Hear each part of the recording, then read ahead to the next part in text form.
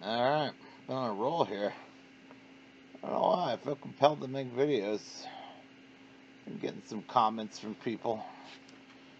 It's funny, some people, I don't want to sound like I'm talking myself up, but some people call me a legend. It's because I've been doing this for like a long damn time. It's the only thing that maybe is even remotely legendary, is that it's happened a long time. I wouldn't call that legendary at all. I'd call that consistent, although consistently inconsistent over a period of 17 years. I think it's funny, honestly. Obviously, everyone who doesn't like being called legendary, it's pretty hilarious. Like old man in his middle-aged man in his 40s who's constantly complaining, "What a legend!" I just think that's funny, but I can't take it too seriously because maybe everyone's a legend. I'm as much of a legend as everybody else. If I'm a legend, then everybody's a legend. But um, I wanted to make this video about, this is like a video that I shouldn't want to make. I feel like I've been told this very thing in the past when I've gone searching. I think when you feel lost, you go searching on the internet for answers a lot of the time. Maybe this is just something that's happened since the internet existed. And one of those searches is, what do you do now when you know your dream can't come true in the way you imagined it? And, I had a naive dream. A dream that many, many people have had before, and many, many people fall short of. I was actually just with my uncles who had a band back in the 60s. And, I was hanging at my uncle's house over the holidays, and he had recordings of their old band. And one of my uncles is very angry because his mother was not a fan of rock and roll music, like a lot of the baby boomers' parents were not fans of that. And my uncles were in a band that was offered a record contract by like the same guy who managed Tina Turner or something like that. And my uncle wanted to sign it. One of the uncles who was like a little bit older and a little more dedicated to it. He was sort of like a band leader, really. I guess he was sort of the band leader because he was the one. He could sing pretty well, and played mostly rhythm, but he could lead a little too. And anyway, he wanted to sign the contract, but his mother, my grandmother, was against it, and she sort of talked his younger brother, who was very talented, but not quite as dedicated to the whole thing. She sort of talked him out of. She didn't want them to sign the deal. She was afraid they were going to get fleeced by the record company. As you know, if you should know, record deal is not them giving you money; it's just a loan. Um, and he's resented my grandmother for the rest of his life. He thinks he has it in his mind that she hates him, that she's always hated him. And he's stuck in this world where he thinks, if only my life could have been, something if my mother hadn't stepped in my way. That's what my uncle thinks. And he's stuck in this world for the last, I don't know, 20 years. I mean, it's been a long time. And he's kind of like, as he's gotten older, he becomes kind of less aware that he's been telling the same story over and over again, and it's always this complete resentment. He calls her a bitch all the time. He just talks shit about her constantly. And it's hard for me because I mean, my grandmother was kind of a stern woman, but I always loved her. I knew she wasn't like as warm and fuzzy as other grandmothers, but I don't know. I got along with her well. I mean, she didn't have any control over my life, and she was nice enough to, um, you know, when I used to live in Southern California, she'd have me over for. Me and my sister would go over and either watch. She had basic cable, and on her basic cable, she got ESPN. and we didn't have basic cable, so I'd go over there to watch the Wednesday night baseball game, or um, and then I'd usually play tile rummy with her and my great aunt and my sister. She had a pool too, so she was really nice. She let us use their apartment to watch TV, play games, go swimming in the pool. We had a good time. We'd go over there a lot when I was a kid. Um, Later, she moved in with my aunt and uncle, and we played a lot of cards over there. We were playing May I all the time, I remember. And, she wasn't perfect, but she didn't give me any crap. I smoked weed the entire time. She never said anything about that. She was conservative. I don't think she liked weed. I don't even know, I wasn't even sure if she knew that I was doing it.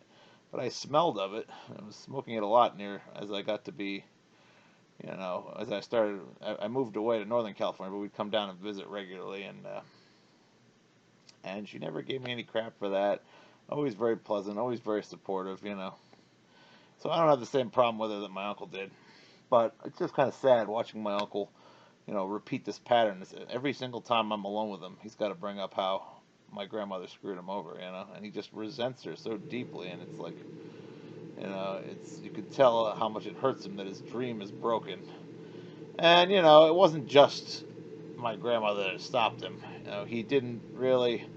I love I love my uncle, and just the reason why I bring this up is because um, went to see the younger uncle, not the older uncle, but we were all sitting together listening to some tapes of their band in the early days, and they were really actually much better than I realized. I'd heard some. They had a couple of originals that they'd recorded in the studio, but they also had a lot of covers that I'd never heard them do. And listening to them back doing these covers from the 1960s and mostly late 1960s, early 1970s, I was impressed. It was a very tight band, better band than I've ever been in my life. I gotta hand it to them. My uncle sounded good singing, and his bass player sounded good singing. They had a quality drummer. Um, and I was almost like I didn't realize how much maybe of a chance he had until I heard those recordings. But then I realized that they just didn't write music. That was the whole issue. Writing music is the key. They did mostly covers, and the two songs they wrote, one was kind of like a surf rock tune, a little bit of spooky vibes. And the other was, if you want to hear that one, it's called Tripsy. Look it up. I'll give a plug to my uncle's songs. It's called Tripsy. It's an instrumental, no vocals. So that was their problem right there. No vocals. They should have wrote a vocal for it. And then they had another song called the Plum Song, which I don't know as well. It's not as good as Tripsy. The Plum Song was kind of a silly song. But Tripsy it set a mood. You can find it on YouTube. It's kind of sounded like it was almost like spooky surf rock. That's what I'll call it. But they just didn't write enough, and they didn't write enough songs with lyrics. And people want to hear lyrics, and they want to hear, I don't know why they did too many covers and they didn't focus on writing. And that's why they never made it big, more so than my grandmother. If my uncle had kept pushing, he could have done it even without her approval. She couldn't control his life. I mean, when they were signing the deal, his younger brother, my younger uncle, was under 18, so that was part of why my grandmother turned the screws on the younger uncle and said, "I don't want you joining a rock band. You're going to start doing drugs and sleeping around, and I want you to go to school, get a degree." And the younger uncle listened, even though he was pretty talented. But he was afraid. And my younger uncle was sort of Catholic, and I think my grandmother scared him into away from a life of sin. I think to some extent he liked and he enjoyed what was going on. They were getting girls, and they were playing some pretty nice shows. They played Manhattan on like I don't know, like a high floor, some building with like windows out. There's pictures of that. There's them playing out in on Long Island in the Hamptons. They had some connections with some people. They played a big show out in the Hamptons. Said that was like one of the most exciting things they did. They played battles of the bands and stuff. It wasn't impossible that they could have gone somewhere, but I think the biggest issue was just that I'm sure it didn't help that my grandmother was part of what made it difficult for them, but it was mostly that my uncle just didn't write songs. He didn't write enough songs with singing that were catchy. Because if he'd done that, they could have broke through regardless of my grandmother. The only reason why I bring this all up, I don't know if you have any interest at all in my uncle's story. It's not, it's a common story. People try to get a band together and it doesn't happen. But I guess the point I'm trying to make is, I had a similarly stupid dream. I didn't even get as far as my uncle's. I had a band, but the drummer was, he was all right. He wasn't terrible, but his tempo would shift and he'd miss measures sometimes. He'd cut the measure or go too long on measures. And really nice guy, I haven't seen him in a long time, but he never really sounded like a real top level drummer. But we did some recordings, and um, eventually the guitar player was very talented. He was a marine biologist, and he had been in school for marine biology, so the band was kind of a side gig for him. Was hoping that if the band had gotten enough momentum going, I maybe could have talked him out of working a marine biology job, but he was pretty committed to his career, and at a certain point he decided that the band was taking up too much of his time, and so he left. And that was from that point the band pretty much quickly dissolved. And I never found a band that was as good as that band. The best show I had with that band was on the 420 party we played in Santa Cruz. Um, they used to celebrate. I don't know if you know UC Santa Cruz. I went to UC Santa Cruz for one quarter, not very long. I did get A's and B's, but I told that story before. I don't need to go into detail. Basically, I dropped out because I couldn't pass an audition that would allow you to stay in the school. Or I was advised to leave, I should say. I didn't have to leave, but I decided to leave because they made it sound like I wasn't going to be able to pass the final audition. And went out to a field on 420 and got high with like thousands of kids. It was very exciting. I was still fairly young. I was 25 then. There's probably videos of me on here from a couple of years after that, complaining about how my dreams were dying. And then after we had that big event out in the field with everyone getting high together around 420, we went back to they had a really nice place. I forget how they had this place. Somebody must have had money in their family, but they had a place on top of a hill in Aptos, which was not too far from there. A really nice spot. You could see out. It was a great view, and we played a party, and 100 people came to this party, and it was the highlight of my musical life. We didn't even really have songs. We just sat out there and jammed and did kind of like spacey, kind of Pink Floydian sort of stuff. It was just a bunch of instrumental jams, and I don't know if we even ever played an actual song. We might have tried to play one of my songs at one point, or I don't even remember if we did. We might have gone through one of my songs at one point. I'm not sure. And it was great. It was a hell of an experience. And there were, party groupie girls there that I was too stupid. I didn't understand. It was like they might have been hinting. They were sitting next to me, and it was just kind of like I was just afraid of the whole thing. Like I had opportunities that night, and I didn't do anything about it. I don't know if any of my bandmates ended up. I think they ended up doing something, but I don't know. But it was a great party. It felt like the party enjoyed the music, and we just had a great time. That was one of the best nights of my life. That 420 when I was about 25. That 420 when I was 25, incredible. And that was it. That was the peak. At the time I thought this is the beginning. We're on our way. And it just sort of dissolved after another year or two. And I played with other bands, but it was never quite. I never had a moment like that again. I played one show in the mountains at a small bar in the mountains with my cousin and a bunch of other bandmates we found afterwards, different bandmates. It was a fun show. That was the other highlight. It actually got money to play for the night, but I felt like the only reason why we had that audience is because they were people that knew us. It wasn't like they were fans of the band particularly. And it was fun, but that band wasn't even as tight as the first band particularly. But anyway, the point of this is, that was as close as I got. I played one show in a bar. I mean, a lot of people get hell of a lot closer. I go and see, bands around in town here, and they're tighter, way tighter than I ever was in any of my bands, and they've got great drummers, and they sound great, and they're still not going anywhere. Just because usually it's because they're not writing music that's compelling enough. And, I tried to write music. I thought maybe that I would be good at it in the early days. But I didn't really keep at it. I wrote a couple of electronic music songs. I had taken some electronic music classes, and for the projects that you had to turn in, you had to sort of write a song for the project, show that you knew how to use all the bells and whistles of the sequencer. I used 4 or 5 different sequencers. I've gotten to know how to use sequencers pretty well. And I had some songs that came out of that they were pretty good. I mean, they were nothing to write home about because there was no singing. Yeah, no lyrics. And that's what people need. If you're gonna get popular, you gotta sing and you gotta have lyrics that people can relate to. For the most part, very few instrumental tracks, are does anyone become aware of.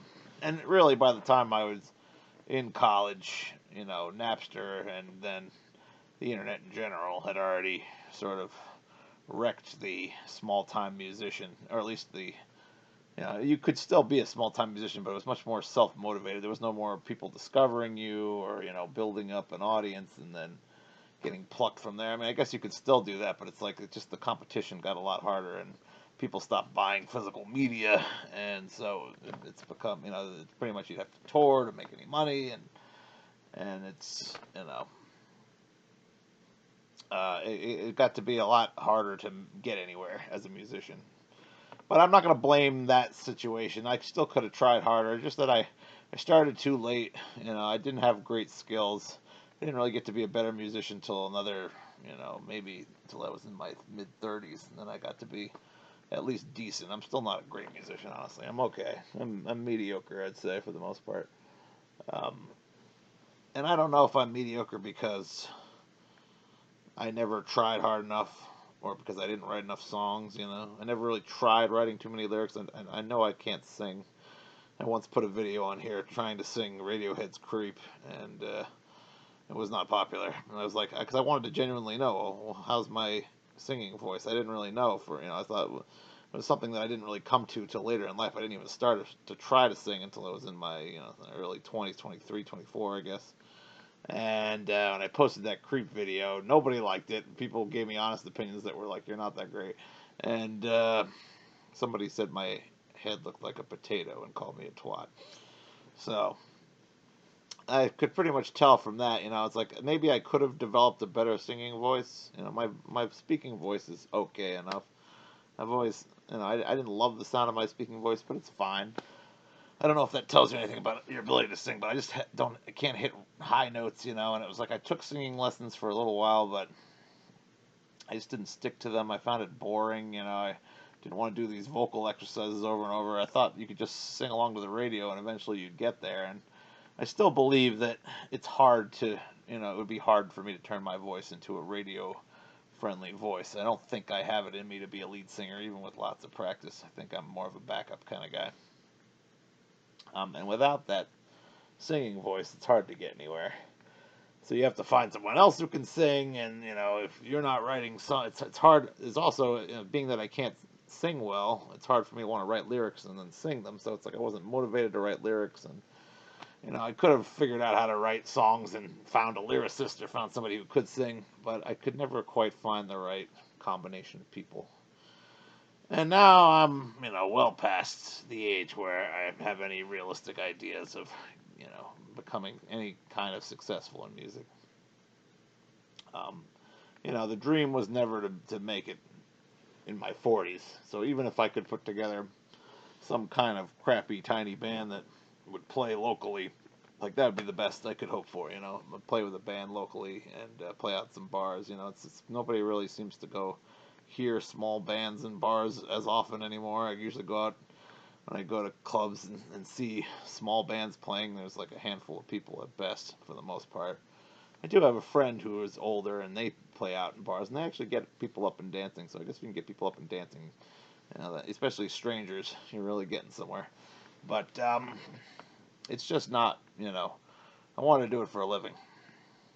I was that naive. I just loved music, I don't think I loved it as much as real musicians love music to the point that they can do it 40 hours a week. They're not afraid to just go for it and put all their time towards it. And I don't think I ever loved playing enough to just constantly be fiddling with an instrument, or I didn't love writing music enough to keep pumping out tunes. It's like that's what I was watching the Beatles anthology recently, and I think that's what made the Beatles so great was they started very young. They were in their teens when they started, early teens. And John and Paul would just write song after song after song, and they wrote a lot of junk songs in their early teen years.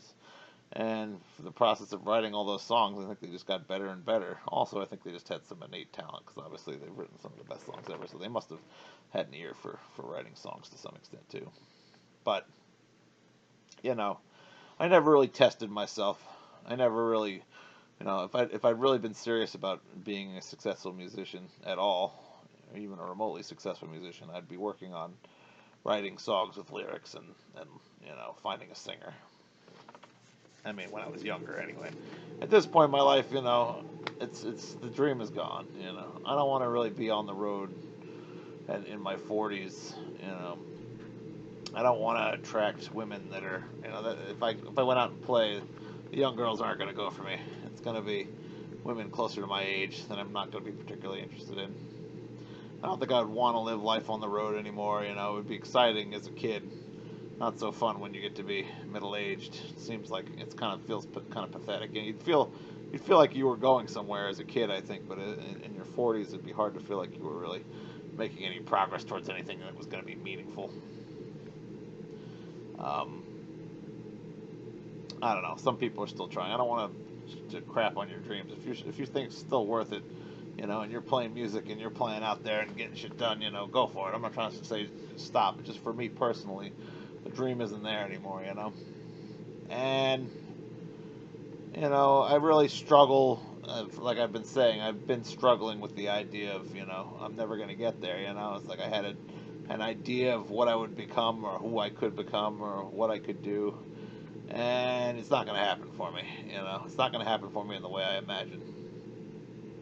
I could get some crappy, compromised version, booby prize version of being a musician where I play it out here and there, but it'll never be, what I dream. So the dream is dead, is the point I'm trying to make here. And I think on some level, I for a long time I just couldn't accept it. I'm probably still not accepting it to some extent, but earlier I was just thinking, well, the nice thing about the dream being dead is, at least I can die now, I think I have sleep apnea. I was just reading how common people have heart attacks with sleep apnea. You can just suddenly die in your sleep. And, I should feel, it's like, I guess I'm trying to say that I should, even though I probably should feel some regret for never putting the full effort in, things kind of happen as they happen. I put in as much effort as I was willing to put in. I tried as hard as I was willing to try. I wasn't necessarily in the right place at the right time. I didn't come to music early enough in life. I didn't have a mentor early on in life. I didn't have, wasn't seeing examples. I think it's because I grew up in a time where rap was huge. I didn't see any role models in the rap world that I believed I could model myself after, And I was living in Southern California where everybody was just listening to rap and R&B. That was all that was popular. There was a few bands that weren't that, but they were waning in popularity at that point. They weren't, I went to a school that was mostly kind of in the ghetto, and very few white kids like me who liked grunge. I liked grunge a little bit, even though I wasn't that heavy into it because it was too dark for me as a kid. I found it scary as a kid. I didn't get into it more until I got older and more cynical and jaded.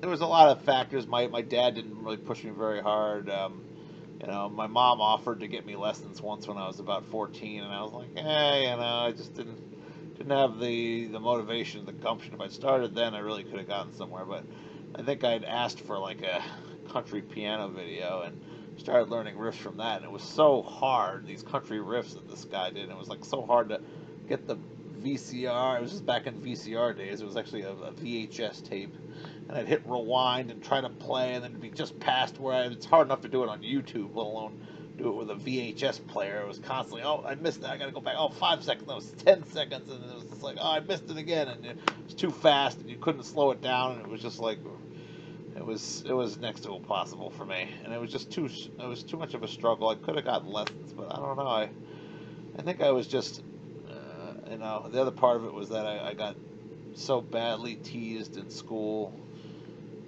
for my bodily issue that I used to have, um, that all I wanted to do was come home and escape. To me, like, music should have been an escape, but anything that was work didn't feel like an escape. I just wanted to go play video games. That's what I did.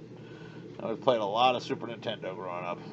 I also had Super Nintendo. I had a Sega CD. I asked for all kinds of. I was spoiled in terms of video game systems. I had a 3DO, which was a Panasonic video game system. It was short-lived, but it had great games on it. I played a lot of video games. I wasted my life when I was young doing that because I was traumatized from school and needed to do something to get my mind off of how depressed I was and how miserable school made me. I didn't learn how to fight for myself. No one ever taught me how to fight. They always threatened you with expulsion if you fought people. And as I've said in other videos, I wish I had fought, and it would have protected my psyche if I'd fought back. Should have been beating people up and let myself get expelled from the school. Maybe they would have sent me to a school where I could have learned to be a musician instead. But I just didn't have the gumption. I didn't have the stick-to-itiveness, as they say, to really, to get into music at a young age. And so by the time I got to be 20, I didn't know how to play piano. That's when I started playing, 2021. It's not a wise move to start late and expect to get anywhere with it. But I just assumed that I would just be naturally so talented because I loved music so much and I was smart. So I thought, oh, I'm smart and I love music. I'll just figure it out. I'll figure out how to be, I'm not that smart, but I'm smart enough that I should be able to figure out. In my mind, I was just like, I should be able to figure out how to become a successful musician. It was I thought it was about being smart, not about work.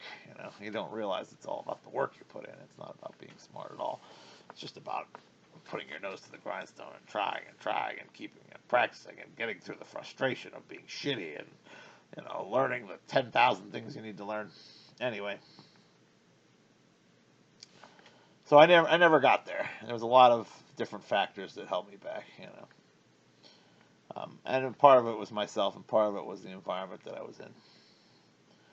But at a certain point, you just have to accept that that's just how it was, At a certain point, I feel like, watching my uncle and how sad he's become, late in his life. I love the guy, but he's stuck in this world of constantly repeating the disappointment of not making it, and I think at a certain point you have to let go. I didn't want to believe this. I would read things like this on the internet, and they'd say just, sit with your grief, and then you've got to learn to move beyond it and make new goals. You let the goal go, let the dream fade. Move on to something else. Other people will tell you to keep chasing your dream.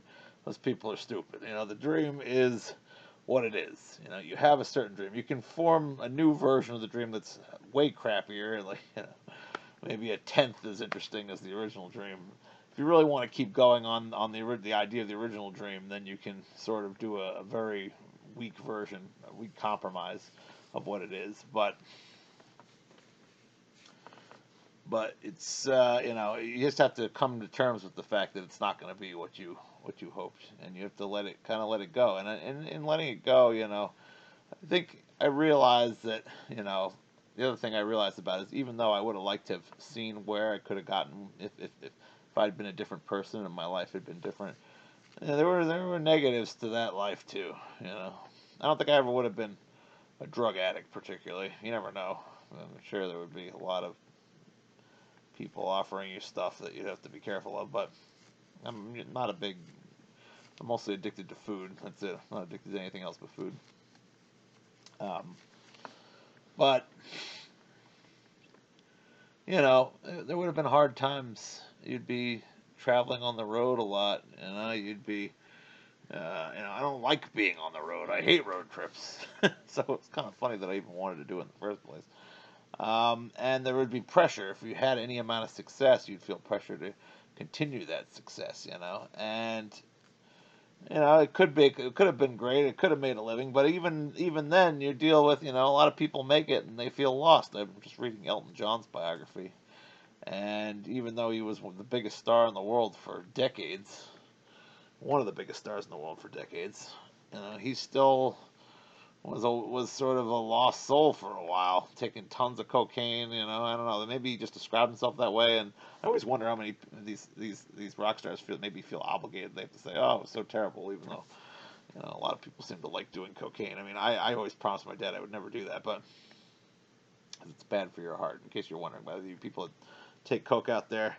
I mean, some people have a constitution that can withstand it, but I know a lot of people who have heart issues, arrhythmias, and valve issues from doing coke, or have had strokes.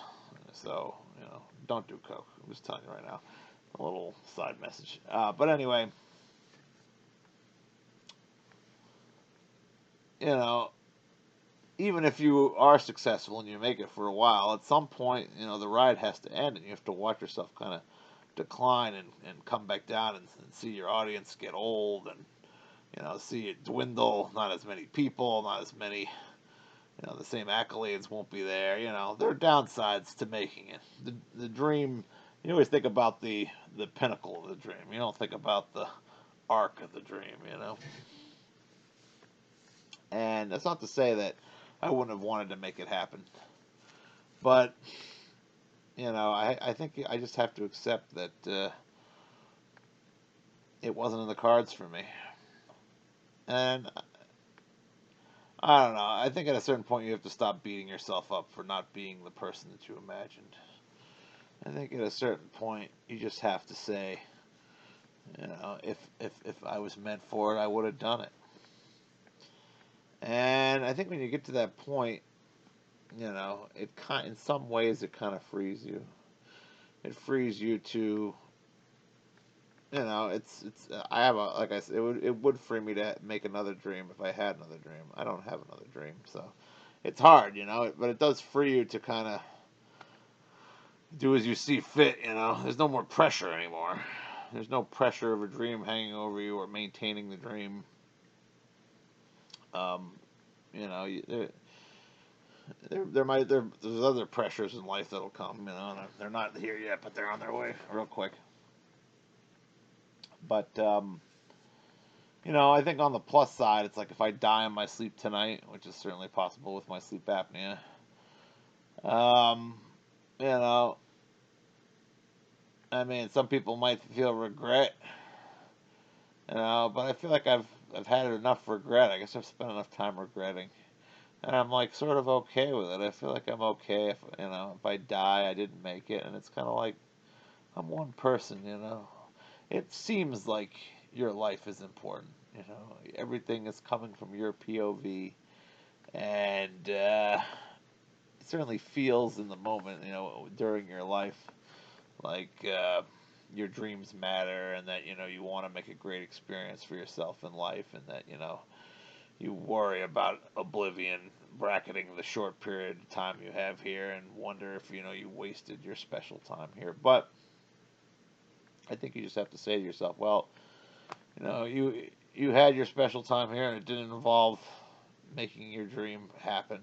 And it's a little sad, but at some point you just have to move on from it. You have to move on and say, well, I mean, if I die tonight, it's a little sad, but I don't think it's an all time tragedy. That I didn't get to become a rock star. I've lived a pretty decent life. It's not great. I'm depressed a lot, mostly probably because I had unrealistic expectations of what I could become. Um, and it's silly. It's silly to be particularly disappointed about not making it as a musician, because 99.9% of people that dream about those things don't make it. So this is the most expected outcome of that type of dream. And also, I guess in the end, like, there's one of two possibilities here. Either everything ends and I had the time that I had, which is, it's a little sad, but it's almost like, well, it played out how it was supposed to play out, I suppose, in the end. Um, or, you know, there is some kind of afterlife, in which case maybe I get some kind of other chance, maybe not quite in this form, or maybe even in this form. You never really know. I always like the idea that this is like a video game where you can reset, and try again. Sometimes I wonder if this isn't just like a video game. We're out there in whatever spiritual realm, and it's sort of like we can choose our difficulty level, and I don't know. I always kind of think, you know, maybe I set the difficulty too high on this life. Hold on a second.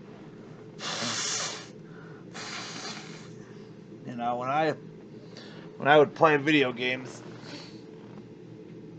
um, I'd usually I didn't like setting I'd usually play on normal difficulty, but every now and again I'd put it on hard. I hated the idea that I couldn't beat hard, and I couldn't. It's funny. It's just like life.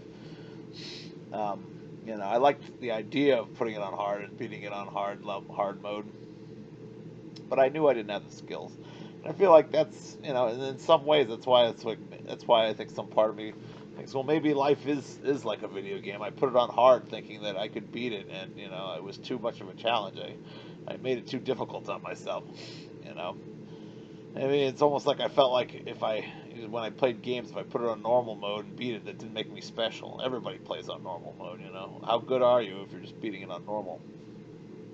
You know, you kind of want to believe you stand out. The only way you stand out is if you play it on hard. Even playing it on hard, you don't stand out. Then there's people that play it on hard and they beat it 10 times as fast as you, and 20 times as fast as you, 100 times as fast as you. There's always people that are better, but you want to feel like at least you have some amount of talent. So sometimes I wonder if this life isn't just a video game that I set the difficulty level too high to, in the hopes that I would come out, feeling good about myself as a spirit. I don't know. That's a fun speculation. I always like the idea that I could try. I love the idea that I could try this life over again and make different decisions. That's people talk about the multiverse and how there's different versions of you that make different decisions and create different universes. I like the idea that that's you trying over again and getting another shot. But obviously, if that's in the cards, it seems unlikely to me. I don't know. You never know. It's possible, but I wouldn't bank on it.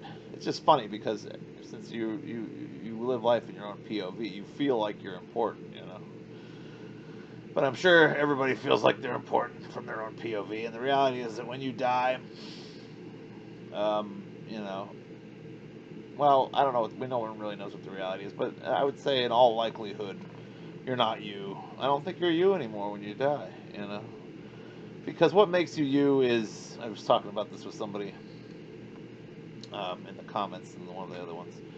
What makes you you is your memories and your attributes.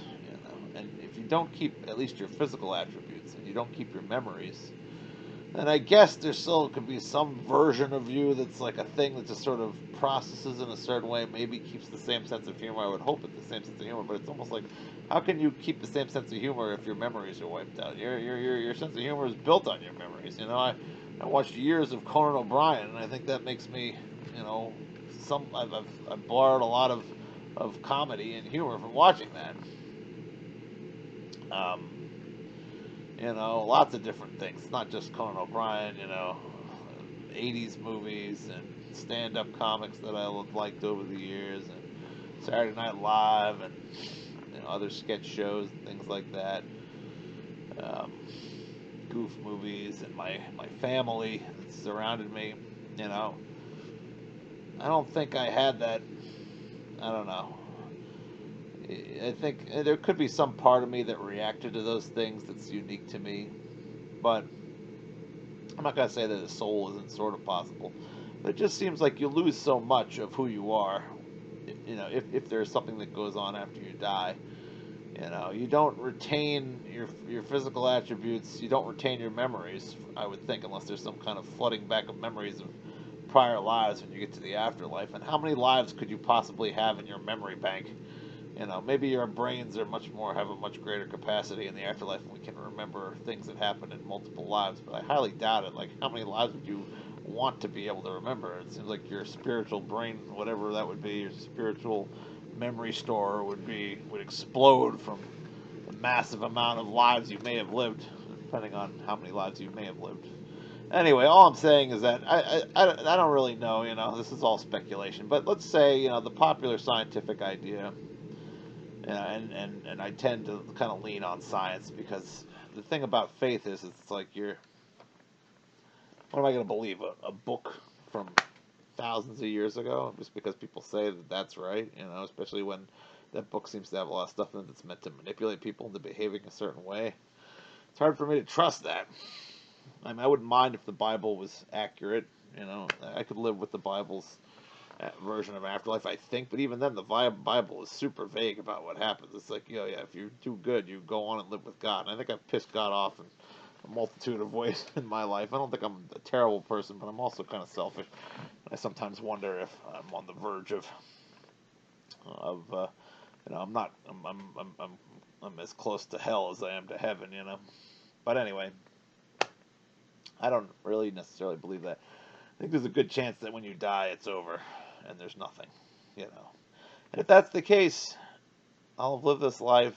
I'll have, written a story. It wasn't the greatest story in the world, but was there really a huge difference between writing the great story and writing a pedestrian story? It's still a story. The great story is more entertaining, but um, so few people write the great story.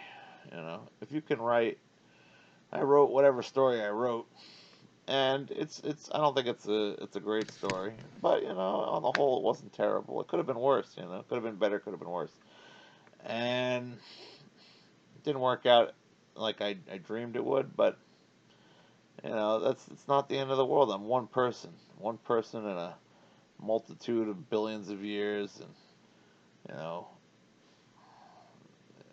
multitude of galaxies and stars, and it stretches on for light years and light years, and it's hard not to feel like my life doesn't really matter that much, except for to me.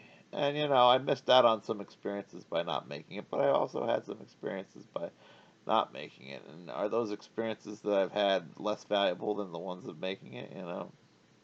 I don't know. When you make it, it's kind of like you're still making it in a capitalist world. You might feel like a rebel and you've achieved something that's difficult to do, which is to, make your living on music. But is it really that fulfilling when you actually get there? When you find yourself sort of just living a life that, in a lot of ways, after reading the Elton John biography, feels kind of vapid and shallow and fake in a lot of ways. You're a celebrity. You've got a lot of sycophants. A lot of people let the fame go to their head and they become bad people. Maybe I'm a better person because I didn't live that life. I never got a huge ego.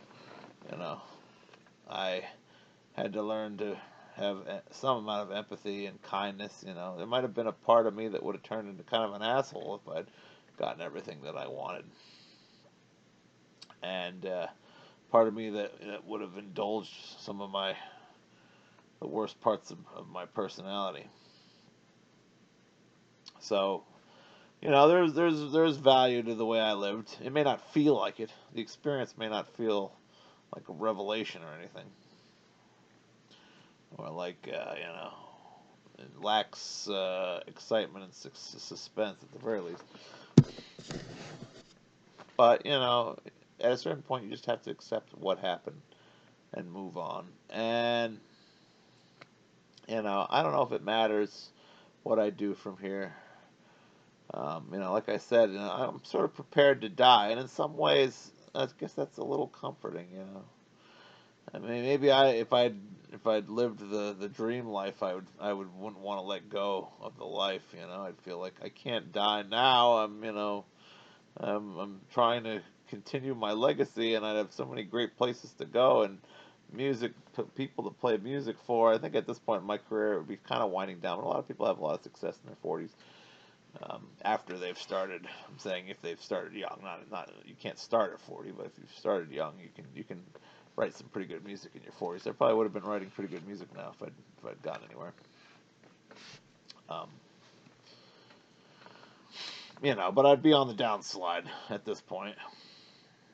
And I think even on the downslide, I probably wouldn't want to die if I'd been successful. I'd like the idea of who knows what kind of relationships I would have had and things like that.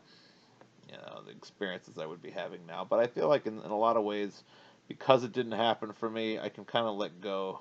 I'm not as attached to this life as I'd be to that life. And some part of me feels like, not all of me, but some part of me feels like, I can die without a ton of regrets, you know, because maybe I would have felt like if I'd made it, I'd really feel like I could die without a ton of regrets. But I guess I'm not. It's I've had enough time to kind of mourn over the loss of what I could have been, and I feel like at this point, it's kind of okay. It's like for a while I was thinking it would be really pathetic if I died and thinking about all the things I could have done, but I almost feel like that's not the right attitude. I have to be prepared to die and say, I did what I did with the years, and that's okay. It wasn't, you know, it wasn't sort of it's good not to take yourself too seriously. It's good not to think of yourself as some kind of god just because it's your POV.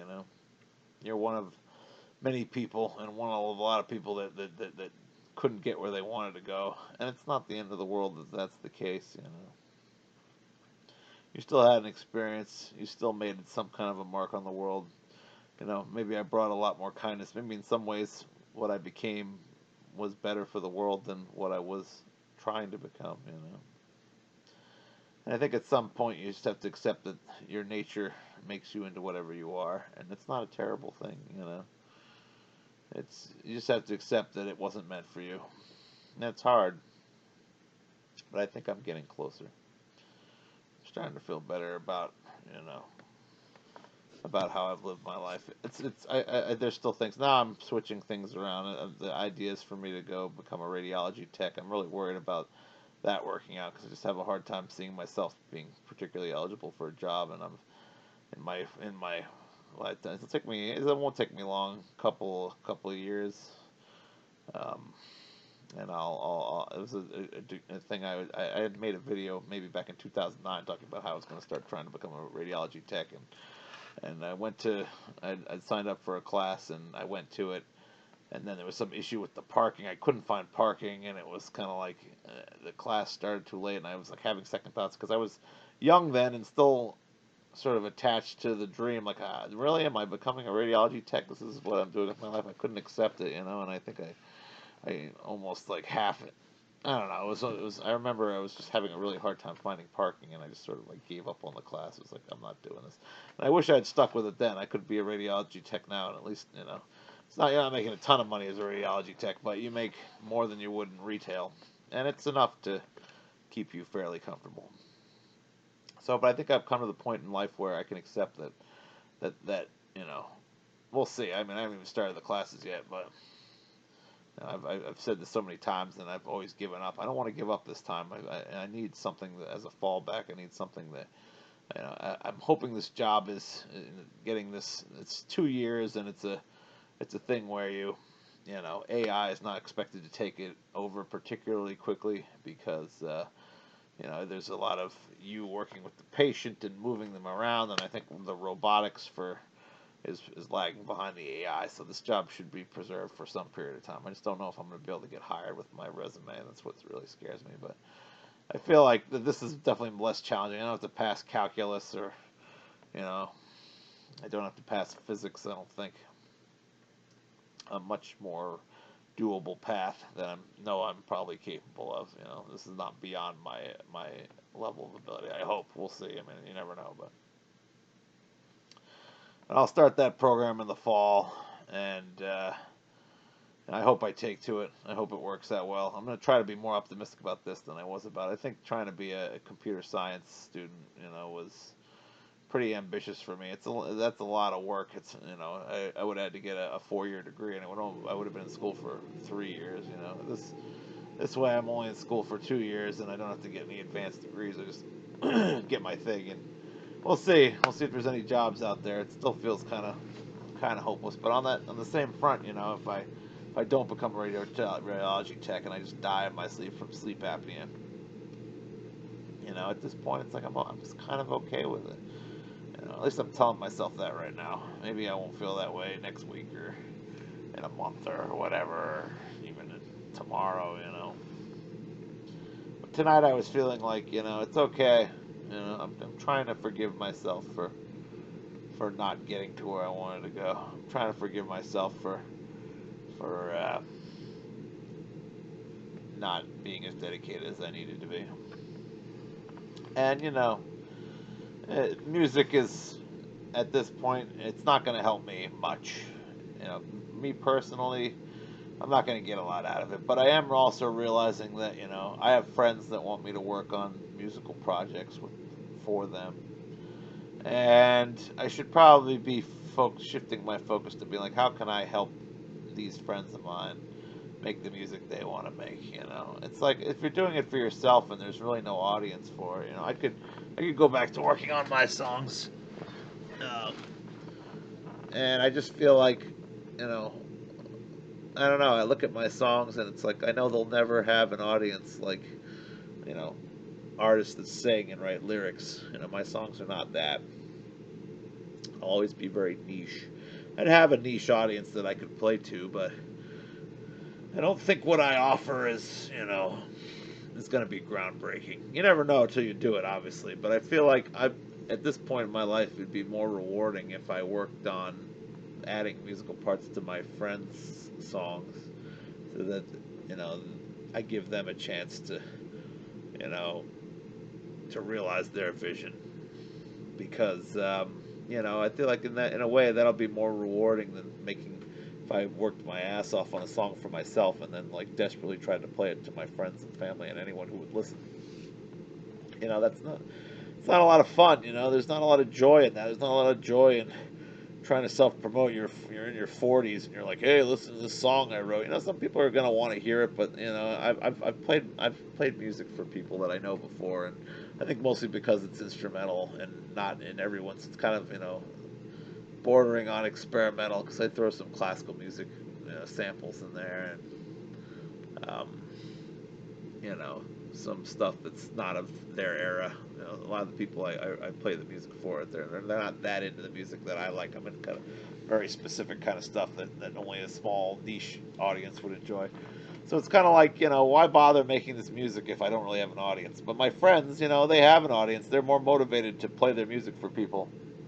And, maybe with their motivation to make their music happen, I can kind of ride the wave of their motivation and sort of, not get anywhere particularly, but at least sort of sign up to be with somebody who is pushing hard enough to maybe get us organized to play some local shows, or they'll play it for their friends who might actually like the music and want to hear it.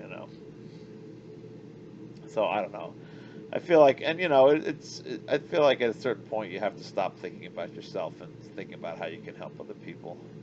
And I could make my friends happy if I work on their music. And that's probably, at this point, I think that's more valuable than making myself happy working on my own songs. It's like I should be focusing on creating good feelings in the people around me. You know, I'm not going to work on it like I used to. I'm not going to be as gung ho as I was when I was doing it for myself. But I owe my friends some help. They still have something of a dream left where I don't. I should try to help them with their dream, even if all I'm doing is recording a part for it and passing it off to somebody else. I want them to know that I care about them and see if I can't enhance what they do in some way, as a show of love. So I think gonna be. I tell myself that's the plan. I've been putting off. I'm supposed to try. Wrote one piano track for my friend's project. He's a good singer songwriter. Kind of, it's not my vibe 100%. It's some of it is. He does kind of like some stuff that's borders on like early singer songwriter writer style Pink Floyd, which I do like. Not in, sort of like the early days before they got into the more psychedelic albums. And there's some cool elements there. So I like some of it. It's a little too kind of Americana for me in some ways. It's kind of very the chord progressions are sort of a lot of the chord progressions are very kind of predictable or traditional. I guess is I don't want to say predictable. They're traditional. He throws in some cool curveballs that I do like, but and I like his singing style. I think it's cool. He does his own unique style that's pretty different from anything I've heard. So it'll be fun to see if I can add parts. I already wrote one piano part to one of his songs. It came out pretty well. He was very happy with that, and he wants me to write more piano parts and organ parts so we can create a 4-song demo and get a band together. So, and he's a good friend, nice dude. I love the guy. He's hilarious. I don't see him very often. We're both kind of like bad friends. We don't talk to each other as often as we should, and we go months without talking to each other. But when we hang out, it's like it's a good time. He's a funny dude. I have a good time tooling around with him. We went on a little pizza tour last time I visited him in New Jersey, and we got some great slices of pizza. It was a lot of fun. He lives with some great people too. They're other friends of mine. And then there's somebody else that I worked with who wants me to help them work on songs, and I've kind of been ignoring them because I feel like they're sort of using me to some extent. Um, they'll like stop this girl will stop talking to me for like 6 months at a time, and then out of the blue, when she wants me to help her work on her stuff, she'll be like, "Hey, can you record this bass part for me? Can you record, reorchestrate the synth and this and that?" And it's like I've been kind of like ignoring her for a little bit because I feel kind of like, like a being used. She's just like, I'm like her hired hand to do what she wants, but at the same time, it's kind of like I'm not doing anything with my own music anyway, and she's got a dream, and she's if I helped her, it would be nice for her too, and it would give me something else to work on, something to put my time towards. I don't know. We'll see. I'm not gonna have as much time once I start the radiology thing, but I don't think it's bad to at least try a little for your friends. So I guess that's the end of this message. They say one is you have to forgive yourself and just let your dreams go, and you have to. I think you have to stop. I think it is important to stop being selfish and stop feeling like nothing is worth anything once your dream is dead, and you have to start looking at ways that maybe you can take a part of your dream. Like the part of my dream, because I worked so hard on becoming the musician that I am. I'm not a great musician, but for what I do know, I can help people with it, and I should be helping the people I know get where they want to go because in that way I still have value. I don't creating some compromised version of my dream is not a value that I'm going to appreciate. But if I can create value for my friends' dreams, that's real value that I'm creating in the world, for them. So that's the plan anyway. I should, you know, I should like journal or do like a live stream of me, recording the part. It's kind of embarrassing because you have to hear my playing and it's not great. But I can work pretty quick. It was funny. It only took me I took about 3 days working on the piano part for the first song. I did some quick run throughs and then I went back and just edited. I'm kind of a perfectionist, so I got it down to a point where I had some parts that were not all inspired, but some of them were actually okay. And with a little bit of editing, they sounded pretty good. I'm not good enough to just play it in straight. I play in a rudimentary version, and then I just move the pieces around in MIDI. I'm kind of a cheater in that way. Some people hate that, but I can't help myself. If my improvising is not so great that it'll stand on its own. So, but if I move the notes around, it can sound alright. But anyway, so yeah, I'm gonna try to start helping out other people more. At least that's the stated goal. Um, you know, I should have someone to keep me honest. It'd be nice if I had a collaborator.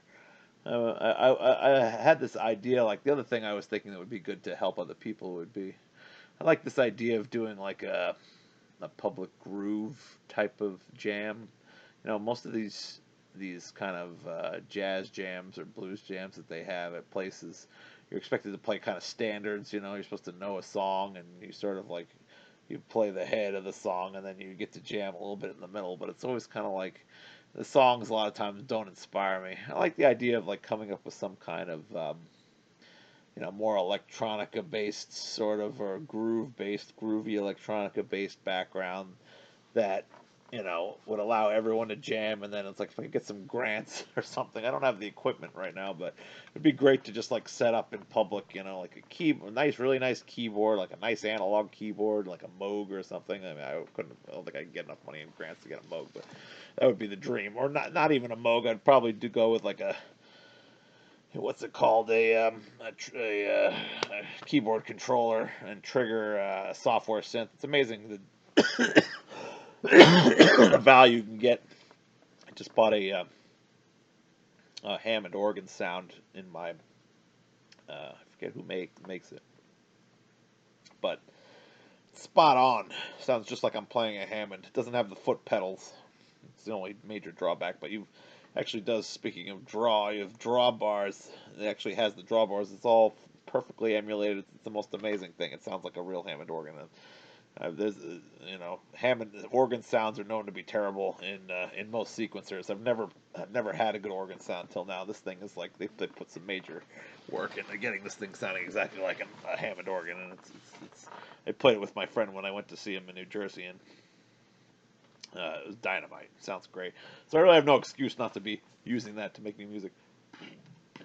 So that's a good incentive to do it. And then they also have this it's really great software analog synth. It's a little more expensive. I think the Hammond organ was $100, and this software synth that they have that's kind of an analog emulator. I forget the U-Hey, I think it's called U-He, U-He. It's a weird name. I heard this thing, and it's pretty damn cool. The sounds are, it kind of reminds me of some of the sounds you hear in the Moog. And it's $200. I think I might have to wait till I have a job to afford. It's pretty expensive, but not for if you actually bought a Moog synthesizer, you'd be talking $9,000 for a top end one, or at least $4,000 for one that was solid. I'm not spending that kind of money, but I might get one of these emulators. I thought it'd be fun. It's like if you could set up a public jam, you could do like multiple keyboard controllers. You could have little touch pads. You could have drums out there, a drum kit. You'd have a guitar and a bass. And I like the idea of like you create some kind of groove background to work upon, where you just sort of play it. It's like a looped groove, and then you sort of create like a kind of an open invitation for people jam. I feel like the future of music should be people playing together, like more of a communal experience rather than just somebody on stage and everyone else kind of watching and sitting like, wow, this person can play and I can't. It's more like everybody gets a chance to try to be involved in the making of the music. There'd have to be some kind of mechanism by which I almost feel like there'd also have to be some kind of like voting button where if you could vote down somebody, you have like a voting button for each position of the band, and if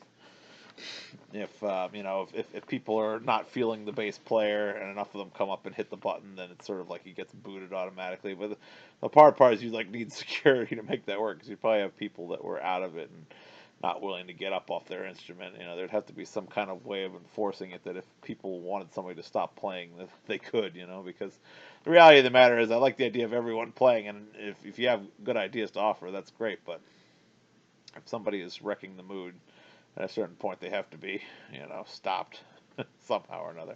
That's where it gets tricky, but I love the idea of like, having a groove where it's like it's not so much pressure, you don't have to know any particular chord progression. You just have sort of a repeating groove, and it's kind of like something where someone could play some just really cool. I want music. Playing music with other people should be fun, and when it gets too complicated, it's not fun. But what's fun is sort of grooving together with other people. And I'd love a situation where I had some kind of like, setup there. I could easily roll it out, almost like it was like in a truck, and you like pull out a rug, and everything is attached to the rug, and it's like, instant band setup, and you just sort of, set it up in some kind of open park, and you get agreement from the park. The hard thing is it's noisy. But if you find a park, there's a park near here that's kind of removed from the neighborhood, and I feel like if you kept the volume down, you could sort of create this open invitation to anybody who's walking by, to come and join the jam, and like you would in a blues night or a jazz night, except something that's grooves a little bit more. It's a little more either funky or electronic, or they have a funk night actually at the local place in town. I've been thinking about going to, but I like the idea of doing it outdoors because I like the idea of being connected to nature, and I don't know. I like the festival vibe. I've been to music festivals are fun. You like that. You feel connected to the outdoors, and it's like with the sun shining down. It's like as long as there's no rain, you have to pick days where there was no forecast for rain. But if you did that and you were able to create a space where people could either come up and jam or sit around on the lawn around and just listen. It's like that's what I imagine in my mind. I'd like to do something like that. I don't know if it's possible. You could have loopers for people to use too. You could have you could load up sample pads with cool samples that worked with the thing, and then people could, be experimental rhythmically and things like that. Anyway, that's my new. I guess that is my new dream. If I had a new dream, that would be it. Is creating some kind of collaborative music space that wasn't tied to blues or jazz like so many are, or Americana, which is a lot of Americana stuff. Like there's a place there's a jam space in town where people do Americana stuff, but I'd like to do more like kind of groovy, almost somewhat electronic based music. Some people don't respect that, but I think it's fun. It's dancey. You want to make dance music. I think that's the key. It's like the blues and the jazz jams. They're not always dancey music. I'd be down to make something where it was sort of had a steady, kind of house beat or something like that, or something that was very steady that people could dance to, so that you could create a collaborative space where people could, easily make music that was danceable and have other people sort of, have it just be kind of an instant party idea. So anyway, if anybody in the anybody has I'll say in the western Massachusetts area is interested in doing something like that, I guess you could contact me about that, because I like the idea. It would be hard to get the equipment and get it set up so you could pull the stuff out and have the stuff also keep from being stolen. But as long as you played somewhere that wasn't like in a city area, it would be hard to do it. But you'd have to do it like in a park or somewhere away from where people would want to steal it, and there'd have to be some kind of security mechanism keep people from running away with the equipment. That's where this gets tricky. I almost feel like people should be trusted to some extent. Like it could work, but I'm not exactly sure. But I love the idea of some kind of mobile instrumental setup where just kind of like you pull it out, all the instruments are available, and then you can have like kind of organic combinations of different players at any given time. It just becomes a happening where people can either jam or dance or just sit and listen. That would be one dream. I also thought about opening up a place like that for kids, where you kind of get kids to write music. Like I was saying earlier in the video that I should have been writing more. Well, I really want to push kids to write stuff. I'd like the idea of like an after-school program where you get kids that are, in their teens, and like instead of doing like School of Rock where they just learn classic rock, which is, useful. You learn a lot from learning those classic rock tunes. That could be like a small part of it, but also, you'd really emphasize writing songs and performing songs with kind of organically formed bands of kids in the after-school program. That was another thought I had, but it's having the money to get the real estate and wondering how successful it would be in the modern day. It seems like most kids don't really play instruments as much, so I don't know if I would get enough kids to join to be, to be a critical mass to make it really happen. And then you'd need instructors too. And I'm okay. I could teach a little bit of keyboards, a little bit of bass, but I couldn't really teach drums. I'm not good enough at drums to teach it, and definitely couldn't teach guitar. I could teach basic chords on guitar, but I couldn't teach any kind of advanced techniques on the guitar. So, I don't know. It seems a little unfeasible from a money-wise perspective, but either either do it for free as kind of a nonprofit, or to do it as kind of a after school kind of activity type of thing for kids. It's a nice idea. Um, and the other thing I wanted to do, there was one other thing, and I'm forgetting. Anyway, I'd like to connect. It'd just be nice to connect with the community musically. There's not enough connection. People are isolated and alone. I feel like getting people to be creative together is a good way to bring people together. We really need to figure out how to do that more. Create collaborative, creative spaces for people to be. A lot of times people get together and they're creative, but they don't interact. And we really need to get people to create together. Maybe this will be a bigger thing when AI takes all of our jobs and we have nothing better to do. But I get the feeling like we're just going to starve and die, honestly. And the rich people will be like, oh, yes, it's good. The problem is being taken care of. They're dead now. We can just live off the robots' work, the robots and the AI, and they'll take care of us, and we'll live like kings, and we'll all live in a virtual world. Anyway, that's the other thing that could happen, by the way, is um, if there was any chance for my original dream, by the way, and this is not a healthy way to think, it would be that AI would, be able to de-age us, and then I could go back to being young and living the actual dream and having energy and looking good, and but that would be if AI actually does that, that's going to throw the whole world into chaos. Imagine your parents being young again. Imagine how much more competition there would be if musicians that were old, now all of a sudden Paul McCartney's young again, and you know and all the greats, all the great musicians and meanwhile they'll be using AI to clone John Lennon, and so you'll have the real reduced age Paul McCartney working with John Lennon to write songs. It's just like, who the hell knows? There's so many wacky possibilities with AI that I almost feel like it's better off. I feel like it's that's not what we're meant for. We're meant to just live one life and have it be over.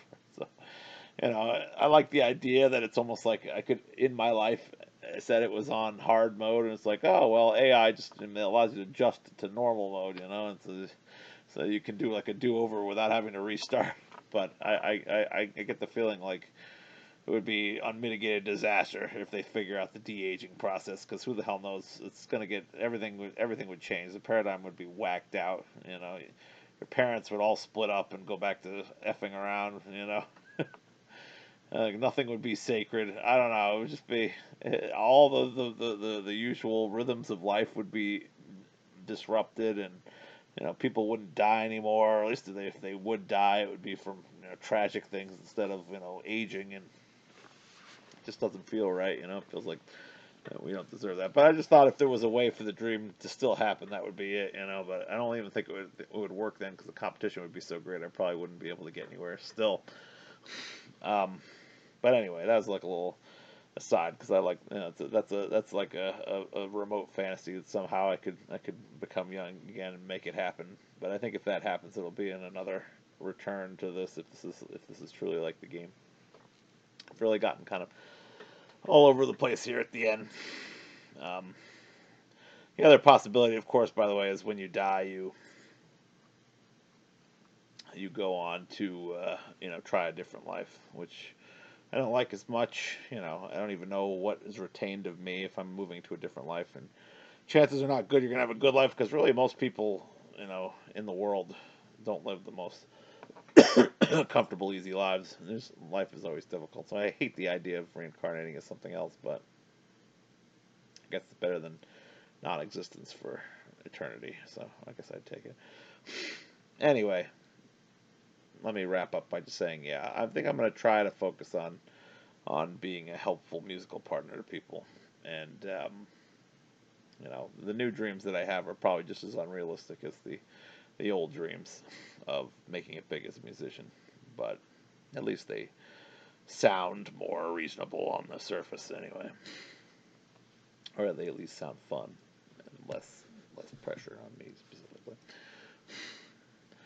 Anyway, this is a long rambling video. If you're not a musician or musically inclined like me, you're probably not going to find it that interesting. But I feel a little bit better making it, and if I die tonight, it's been fun. If I die of the apnea any day now, if I stop making videos, it's probably because I died of a heart attack or stroke and sleep apnea. I think it's a heart attack usually. I don't know if it's a stroke. Um, and if that happens, it wasn't the greatest life, but I'm trying to regret it less, and I think I'm slowly getting there. Um, in the end, I guess this message is, don't hate yourself. I've already made the same message before, but try not to regret so much. I look at my uncle. I wish he didn't regret so much, and now looking at him, I think is teaching me. I've got to try to reduce my regret as much as possible, and be comfortable with dying today. And if I die tonight, I don't know. It wasn't a bad life, I suppose. It wasn't great. It wasn't bad. It was something. And yeah, I hope someday I'm out there jamming with you guys, and if not in the real world, doing the groove jam that I is my new also unrealistic dream. Then maybe we all get together in the afterlife and have a groove jam there. I like that idea a whole lot. All right, thanks for putting up with all this. This is a very rambling video, but I think I've gotten to some kind of a point here.